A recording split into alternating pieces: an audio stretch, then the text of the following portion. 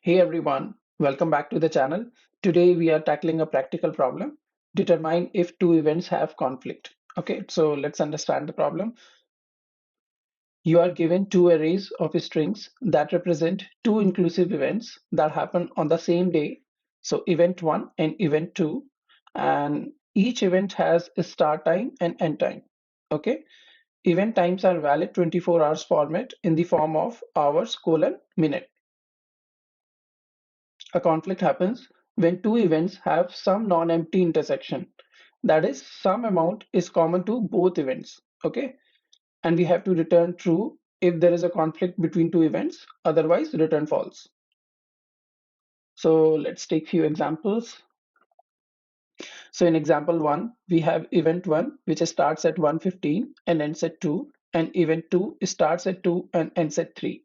Okay, so these are inclusive events. Okay, so we can see that there is a conflict. This ends at 2 and this starts at 2.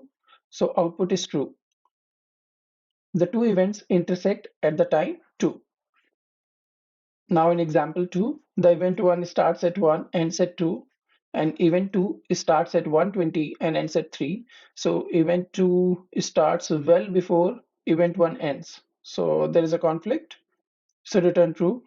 And in example 3, it starts at 10, ends at 11, starts at 14 and ends at 15. So there is a clear gap when event 1 ends and event 2 starts. So two events do not intersect. So return false. So now let's solve the problem. So we have two events, right? And each event has a start time and end time, and event times are valid 24 hours format in the form of hour colon minute. So we can directly compare these strings, but let's say for the sake of easier calculation, let's convert these to minute. Okay, so let's have a function here. We'll have another function here. Let's call it as get minutes and self and input.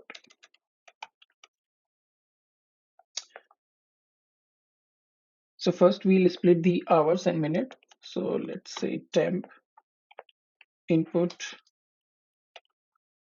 dot split. Okay, now let's return the minutes. So int of temp 0 plus into 60 plus temp of 1. So we are done with the get minute function. Now let's convert the event times to minute. Okay, so for event 1, we'll say start 1, end 1, and this would be self dot get minutes. Event 1 of 0,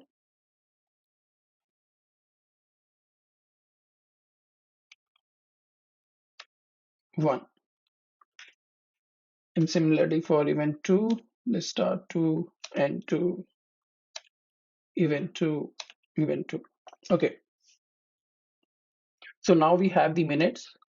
Now let's check which of these events start first. Okay, so if start 1 is less than start 2, so if start 1 is less than the start 2, that means the event 1 starts before the event 2.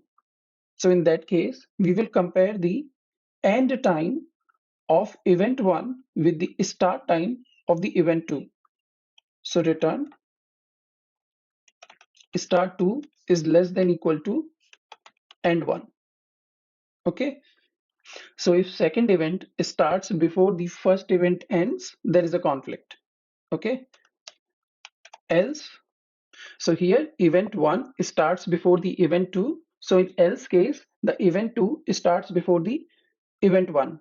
And why we are checking that? Because they have not given the order of event, like which event will go first.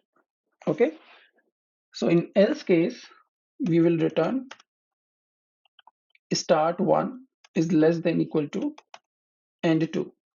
So that means event 1 starts before event 2 ends. Okay, and with that we are done. So let's run the code.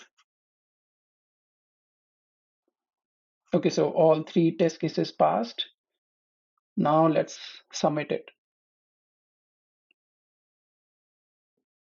Okay, so our solution is accepted. All 129 test cases passed.